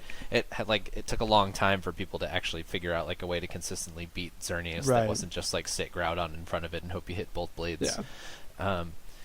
I think so in the way that it ended up developing in 16, I don't think you would touch it. Like in Post Worlds, you leave it alone. Right, yeah. I think the only thing I'd do in 16 would be Dark Void. Moody is... I'm pretty sure Moody is banned like across the entirety of Smogon. Like in like singles formats and doubles formats. For the same reason, yeah. I don't really know if I would try to like ban Moody Smeargle or ban Moody rather in VGC, just because I think without Dark Void, Smeargle's fine. But I think the only other thing I would think about is like Swagger in VGC 15. I guess in 16 too, but like it was the biggest culprit was 15, just because Thundurus was everywhere. And I feel like in that sense, I mean, if you're arguing in favor of banning Swagger, you could talk about Thunderwave there too. I actually don't think Thunderwave would be something I would. Or ban. maybe Prankster on Thunderous. So that then you like. I know. You There's get like into, a whole the discussion about complex band, bands. yeah. I don't want to get into complex bands discussion because I still don't understand it. To be honest with you, I feel like you've tried to explain this to me on a couple of occasions, and I'm like, well, I don't care if it's complex. Like if that like makes the most sense Right. as far as like nerfing the Pokemon into like what you want it to be. I don't understand why you wouldn't do it. Yeah, but, that's a whole entirely different conversation too. let's not talk about it. Yeah, I would actually love if we didn't talk about it. But no, yeah, I think I would go for Swagger. I would just ban Swagger as a move. And then And you also mentioned here Kangaskhanite in 14-15, and I don't think I would do that, but Power Up Punch maybe. yeah, I think that's like I feel like maybe there's an argument. I feel for like that. I'm in the minority in that I never really thought King was that good. Like I know that it's like good and it's one of the best megas, but I never I never drank the Kool-Aid. I never really liked King or understood why people thought it was this like unstoppable force. So I don't even know if I would axe Power Up Punch personally, but I could see that being a thing that people would go for. Well, Power Up Punch is one of those like moves where like in Kang's heyday it would end a game on turn 1, like if you play it right or you lead poorly, right? I feel like there was this like there's like a cult of people that like side pupped on turn 1 and stuff like that to like catch double fake outs and stuff like that, and that was like a game winning play. No, like I said, I agree so with the thought. I just don't think I personally would go that far myself. Yeah, it's kind of an interesting discussion, but I'm also kind of in the camp that I'm like totally fine that nothing has ever been banned in VGC. Yeah. No, I'm not. And I don't think. I forget who. It's Aaron Trailer who feels very adamantly about this, that like you gimp metagame development by removing things, and we don't have to get into it because I understand both sides of the argument, but I feel like I would fall more on that side of the coin, and that like with the exception of something like really, really, really like irreparably broken, that you should maybe try and let the metagame like do it on its own. Well, that's the thing. Though. We never like. It's if we identify something problematic that might be tested, it's never like an immediate. Okay, it's being tested now. We're voting tomorrow. It's gone immediately. Like it's always something that's like monitored over the course of a long time, and if it's deemed like potentially problematic, that's why it's like tested and it's a public vote for the most part. And so all you have to do is like qualify by like reaching a certain point on the ladder and different. That's not really important. But like I somewhat agree. Like I personally fall on the side of banning less things than more, but I do think there's a lot of merit in just removing these like super problematic tenets of a format, because like you could develop around it, but at a certain point you're just like centralizing around it instead of developing around it, which I think is a line that, if crossed, is the red flag. I mean, like Magirna seems absolutely ridiculous. Magirna will never like, touch really... a DOU format as long as I'm in charge. Don't worry. And it gets like a fairy type hyper beam that you can like give it a fairyum on. It's not hyper beam. It's Draco. That's right. It's Draco. Yeah, that's nuts. It's like okay, Magirna, goodbye. Yeah, like, I know. Please it's stay still away. like kind of good, and it's in singles OU though, and it does like volt switch assault vest things. It has a lot of sets. Shift gear is a big set too. Like shift it's gear neat. combine. It's a cool Pokemon. Yeah, it's fun. It's people have like jokingly suggested Magirna suspects in OU too. Soul Heart is much less ridiculous in singles than it is in doubles, so that's definitely because why it's not like there. harder to abuse boosts. All right, so fun discussion. Any closing thoughts? Play DOU. It's really fun. A lot of like, I'm not gonna say like big name VGC players, but other like recognizable names that you would know have not like switched to DOU by any means, but have started playing both. Like in the current team tournament that's going on right now, Smogon Snake Draft, we have like Ezreal, Spurific, T-Man, Human, Mint, like Kyle, Living House, whatever he goes by these days. I'm trying to think if there's anyone else. I'm not playing this one because I'm hosting it, but I would be otherwise. Good for you. Yeah. Let's see who else. Emilio, M Forbes, Nails. They're all playing in this team tournament, and a lot of people have like jumped into DOU from VGC and had a lot of success. Like I personally played VGC first, then played DOU. and got super involved that way. And so it's really, really fun.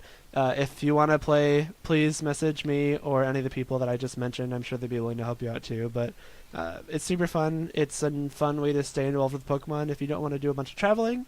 That's kind of why I've invested way more time in DOU recently, because I don't really have the money or time to go around to VGC tournaments anymore. But super fun. There's a lot of resources on the forums. It's on Smogon. You just go to the ZZU forum. Check it out. There's a bunch of resources there for you. Me and Taki Tree, the other tier leader, are happy to help out however we can. So come play DOU with me. And there's the shameless plug. Yep, we told you it was coming. We warned you like episode 1. If we're starved for content, we will shove DOU down your throats. And that's what happened. So, and by we mean yeah, you. no, pretty much me entirely. Although, this was Brendan's idea. I did not bring this up. Brendan said, hey, you want to talk about DOU? And I said, oh my god, yes. And like, not that we're starved. No, for we're content, not. But, I mean, like, this was something that we were going to talk about eventually, you and this knew was it. as good a week as any. Yeah. All right, before we close it out, I have a fun little game I'm going to make Brendan play. And so, I'm excited about this. What? I'm excited you about this. should I be. feel like I don't usually play I know, the games. usually you're the host. I like the host. So, this was going to be me listing some Pokemon that are common in both DOU and VGC and telling Brendan to guess the item they usually run in DOU. But I was going through those Pokemon, and I realized they usually run the same items. And so too bad. I instead picked... I would have won. Probably, yeah. I instead picked a bunch of Pokemon that are good in DOU, but not in VGC, either for reasons of... Actually, most of these are all just because they're not legal in VGC. And so pretty much all of these are mythicals. And so we're just going to go through the list. The first one is the only one that has ever been VGC legal, and that is Landorus Therian. And so I want you to guess the most common item on Landorus. It's you were just talking about. You said Groundium's like a niche set. Is it like Rocky Helmet or something like that? That's the singles item, isn't it? Yeah, some of them are helmet. Maybe I'm departing too far. Let's go with 50% bear. That's correct. Nice. I looked on the ladder stats to see what the most common item was, and the most common item on ladder is Scarf, but the most common set is like pure physical too. So I'm gonna ignore that because that's definitely not the most common set in tournaments. But for the most part, like I was saying, it usually runs like Earth Power, U-Turn, Stealth Rock, and one of like HP Ice, Knockoff, Defog, Protect, something like that. And they're either Pinch Berry or Yachi Berry, but I think Pinch is a little bit more common. Gotcha. Okay, so we're going to move on to... Score 1 for me. Score 1 for Brendan, indeed. We're going to move on to Pokemon that are DOU stalwarts that are not legal in VGC. Number 1 being Genesect. Choice Scarf.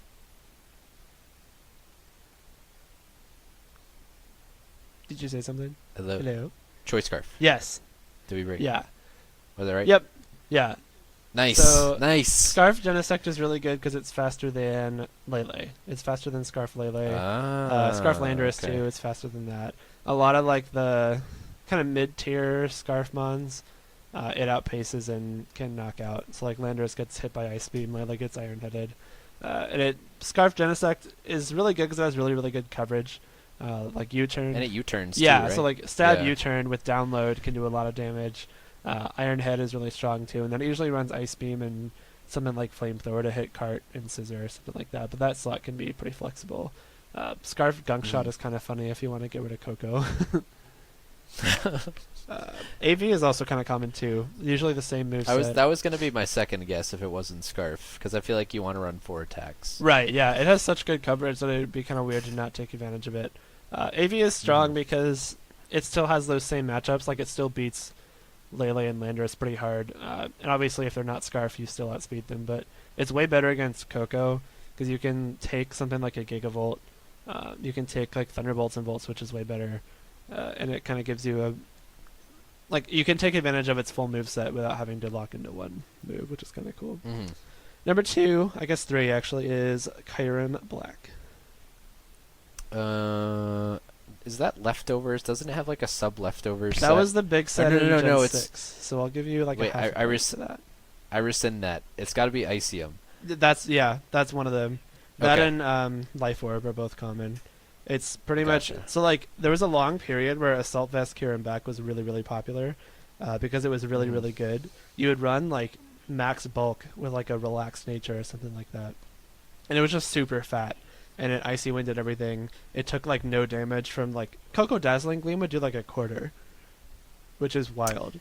Yeah, It has a lot of stats. Yeah, its stats are crazy. So that was really big for a while, but recently it's more offensive. So either like Life Orb or ICM with Freeze Shock. Those are both really good sets. Mhm. Right, Diancie, and I'm not talking Mega. It's the baby Diancie. Oh, I was gonna say Diane's Sight. No, that's not the most common. Because it's like a Trick Room center. Mhm. Is it Sash? Nope, it's really really fat. You don't need Sash. So it's Berry. No. So it's Mental Herb. No. So it's Psychium. It's weakness Psychium.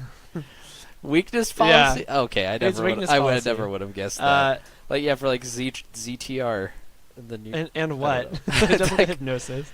I don't know. It's I don't know. it's weakness policy though, because it Use Stone Edge. Diamond Storm. Diamond Storm is No, Stone no. Edge. Stone No. Edge. Use Stone Edge Diamond instead, Storm is because that's why broken. you use ZTR. Diamond Storm is like the reason to use Diancie. It's like super fat. Diamond Storm is a spread move, and each hit has a chance to raise your defense by 2, so you could get to +4 in one turn. It's a 50% chance too for each hit. So there's a 1 in 4 chance you click Diamond Storm, and you get to +4, which is ridiculous. Ban it. Ban it. And weakness policy is really good because it has like super super high defense and special defense. So someone like Finny Muddy Water will do like 30, and then all of a sudden you're at +2 attack and special attack, and you have clear body, so you can't be intimidated. And you click Diamond Storm and kill a bunch of stuff, and then Moonblast is still pretty strong too. So that's why weakness policy is a big thing. Barry gets some use. There's like a Z-Rock set that's not too bad, but for the most part they're weakness policy. I'll do 2 more. So let's do Zygarde. And take note that 100 Power Construct is banned. Misty Seed. No. Ugh. I tried to BGC it. Groundium. That used to be. Leftovers. No, they're banned.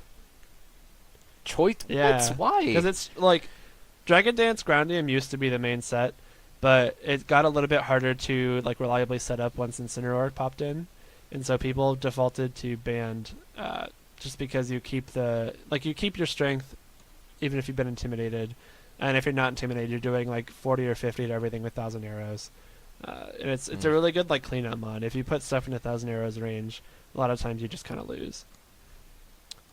Well, I guess it makes sense when you describe it that way. All right, last one is Zero Aura. We circled back to it from our Dash 07 beginning. Assault Vest. Yes, it is. Yeah. Nice. I think I watched a match that Amelia was playing in with Sarah or something like that. It's really fast. It's faster than And, Coco. Like it has which is its niche. like Snarl, right? Yep, it's Snarl. And a Volt Switch. A lot of times it'll use Fake Out, Snarl, Volt Switch, and then one of like Knockoff or Plasma Fist or HP Ice even. Yeah, its main niche is that it's super fast. It has Volt Absorb, and it can Snarl before both Manectric and Coco. And so that's a pretty big reason to use it. Snarl's a really good move because a lot of the good Pokemon in DOU are special. And so it's really good at like facilitating setup with something like Latias or Volcarona or something like that. Gotcha. Makes sense. Yep. So you got half? Yeah, I did pretty well. You got Genesect, you got Kyurem, you got Landorus. I got thrown by day. Yeah. Threw me off Right. my game. All right, well, that'll wrap it up for That was fun. Yeah. Good one. for this guess I the can't Identity. guarantee you I'm going to start playing unless Abomasnow comes back into the meta. Listen, I don't I know, gave you that Gen 6 Abomasnow team. I know, so I played good. it. And that's when I was on low ladder, and I was like, God, how do I Yeah. beat Mono Fire? Mono Electric is always my downfall. They just click a bunch of discharges and I get paralyzed, and I'm like, well, okay, Yep. whatever.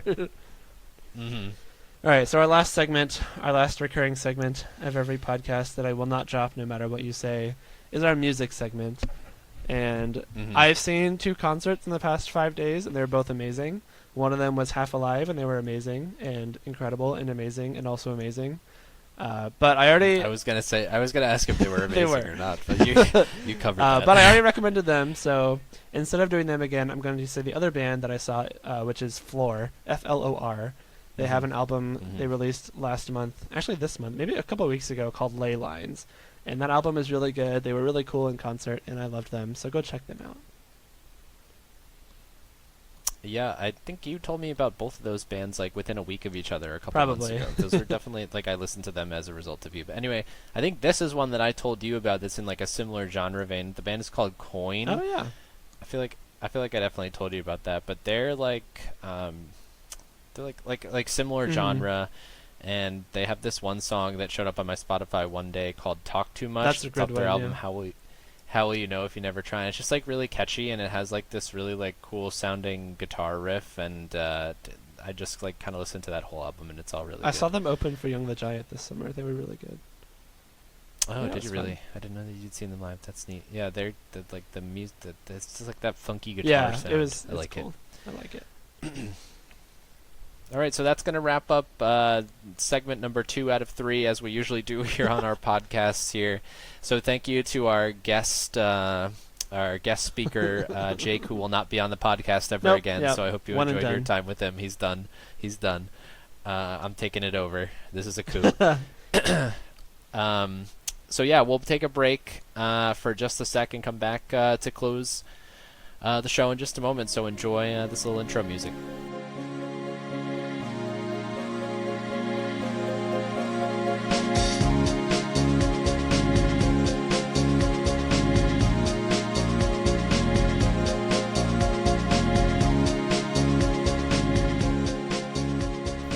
And welcome back from your brief break. We're happy to have you here again.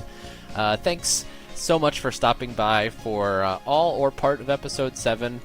We appreciate your listening as always. This has been, kind of our regularly scheduled programming, and we've kind of alluded to it a couple times, how we're sort of settling into it, where we bring you the ladder and the events, and then we kind of like go into our weekly topic after having like special episode after special episode and like trying to slog through like the no event summer months. But here we are, and we're gonna continue to pump it out as we're in kind of like a very fast-paced portion of the format here. Yeah, there's a lot of formats. A lot of small tournaments happening. There's one now. format, Jake. There's one singular format. But there's a lot of these small tournaments ramping up again. Everyone's kind of over the post-world slump, and we're getting into the thick of the next season, this 2020 season. And so people are starting to get their championship points, put themselves in a good position for travel awards and eventually Worlds invites. And so there's a lot of stuff to cover, which is really exciting. But if there's anything that you guys would like to hear from us, feel free to tell us on Twitter. We would love to hear your suggestions. We'd love to hear your comments, your concerns. I'm sure there are no concerns because this is perfect, but if How there could there happen be to be concerns? any. For real, like the Soundproof Twitter at SoundproofCast or either of our personal Twitters. That's a great place to reach us. We are happy to hear any comments or suggestions or things that you just want to hear in general. Yeah, and we have kind of like, there's a lot of things that we could talk about, but if there's anything that you like specifically want to hear or people that you'd like to hear from, please let us know, because we can most likely make that happen with our huge amount of community import and influence. There's no one we can't get. There's no one we can't get. So if there's anyone or anything that you'd like to hear about, we'd be happy to kind of like tailor some of the content that we produce in the second half of our show to, make you happy, because that's what we're here for. In the meantime, thanks for listening. Be sure to come back in 2 weeks when we talk to Mr. Pokemon himself. Who? Mr. Pokemon? Yeah, Mr. Pokemon. Mr. Fuji? No, Mr. Pokemon, Brendan. Oh, okay. The person that Pokemon was named after. Oh, okay. Sorry, you should have just specified it. Yeah, we'll be talking to him next week, so that'll be really exciting on episode 8 of Soundproof. So we'll see you guys next time. Bye.